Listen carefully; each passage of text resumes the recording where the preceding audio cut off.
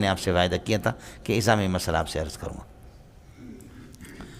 اذا قرئ القرآن فاستمعوا له وانصتوا لعلكم ترحمون۔ اب ہوگا استمعوا، جب سنو خاموش رہو، وانصتوا نہ سنو تب بھی خاموش رہو۔ استمعوا صلوات جہریہ میں اور انصتوا صلوات سریہ میں۔ استمعوا وانصتوا وقت قراءت القرآن، قرآن کے وقت میں بھی تمہیں خاموش ہونا، چاہے سنو یا نہ سنو۔ استمعوا کا تعلق سننے سے جہریہ سے اور انصتوا کا تعلق صلوات سریہ سے۔ استمعوا وانصتوا وقت قراءت القرآن، بولو وقت، اور وقت کون سا ہے؟ امام نے جب اللہ آپ کا بھلا کر اللہ اکبر کہا، ہاتھ باندھا، تو اب پاپڑے نہیں بیچے گا، یہ وقت ہے پڑھنے کا، اس وقت خاموش رہو، چاہے سنو یا نہ سنو۔ آیا مسئلہ سمجھ میں؟ یہ ہے، یہ وہ جادو ہے کہ کوئی ماں کا لال اس کو توڑ نہیں سکے گا۔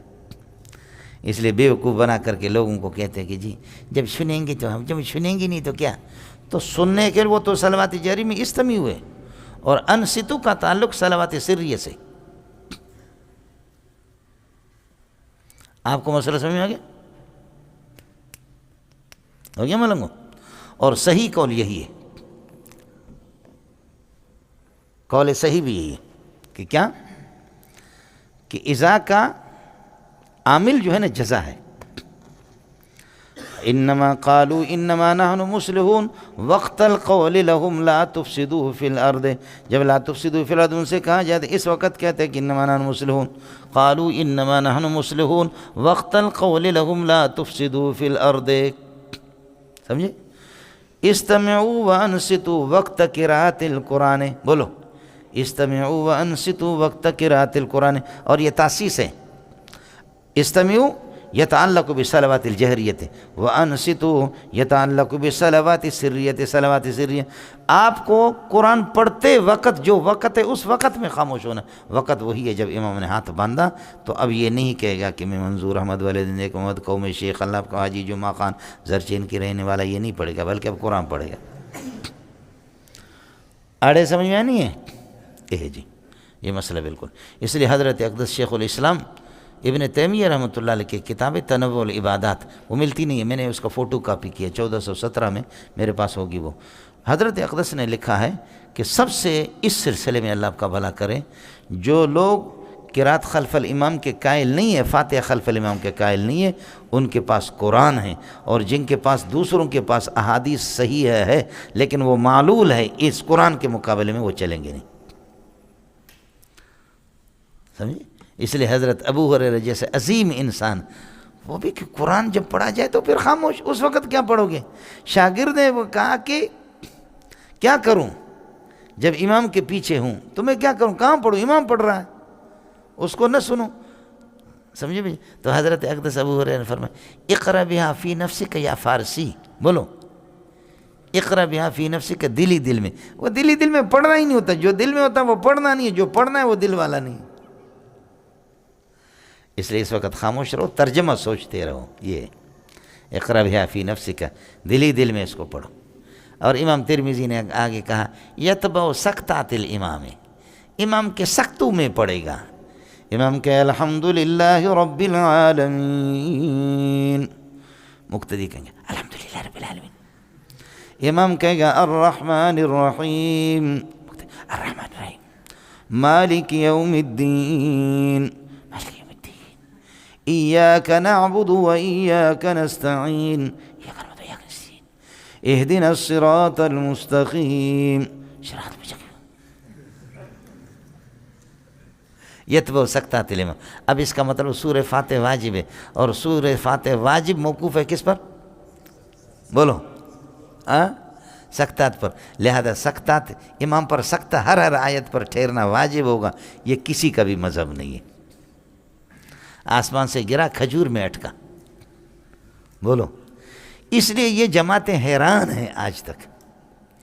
سعودی والے، ہم نے بھی ایک زمانے سے ہم حج کر رہے ہیں، 20-25 سال سے ہم حج پہ جا رہے، یہ بدعت نہیں تھی، اب شروع کر دیا ہے سلفیہ نے، جھوٹ بول بول بول بول کر کے آج امام اتنا طویل سکتہ کرتا ہے، خدا کی قسم کسی بھی حدیث میں نہیں ہے۔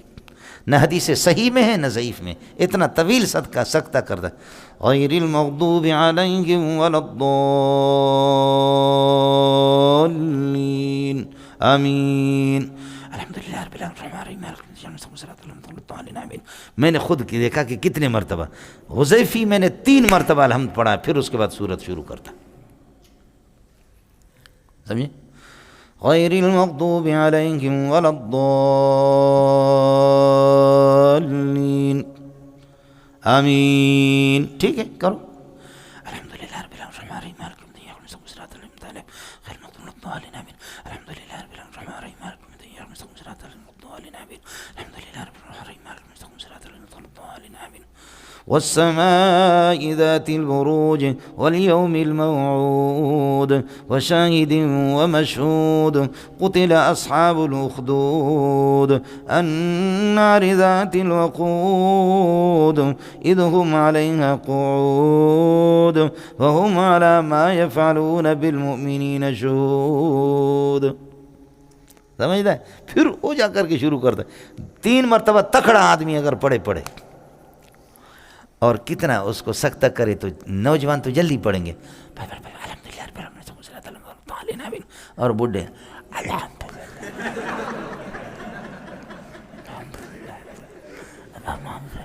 اس وقت تک اس کو ٹھہرنا چاہیے.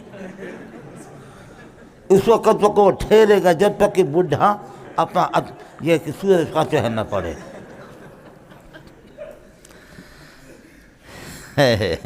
اور جب وہ سورہ فاتحہ پورے کرے سارے کے سارے تو پھر پیچھے سے قمیص اس کے کھینچے ہلڑے پلنا آنے ایسا فارغ دی چکا ہوں.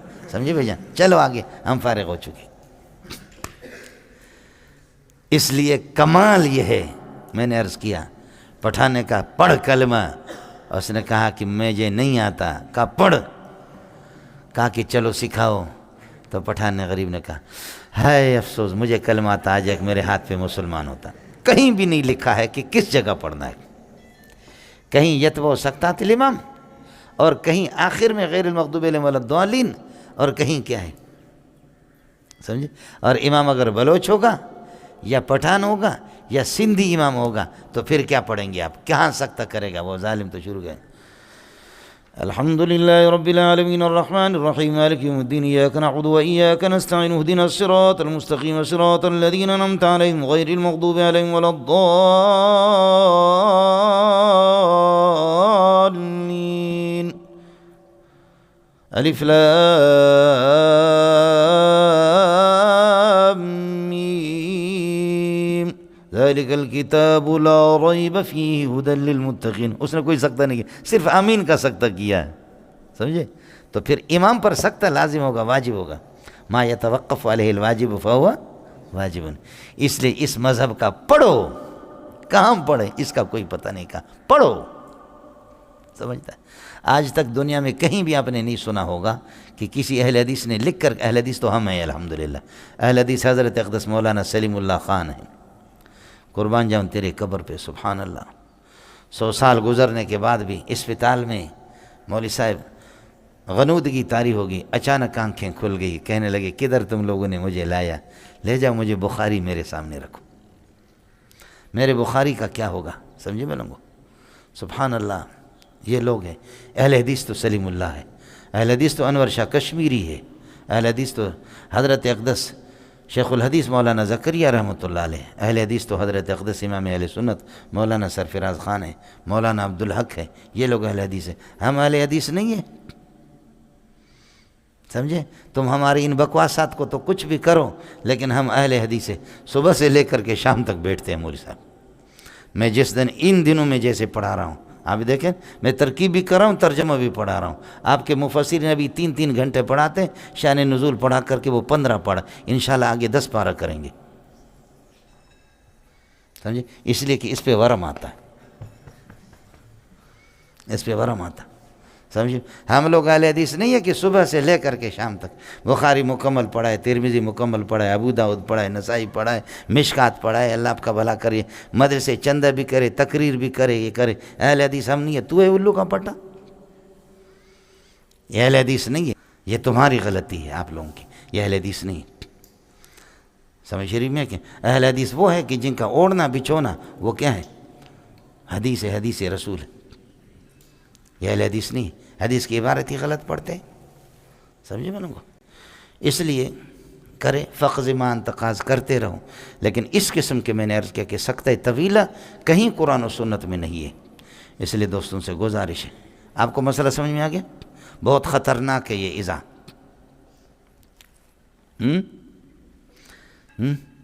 ان شک کے لیے آتا ہے اور اذا یقین کے لیے آتا ہے. انا ان شککت وجدتمونی جازما، انا ان شککت وجدتمونی جازما واذا جزمت فانی لم اجزمی.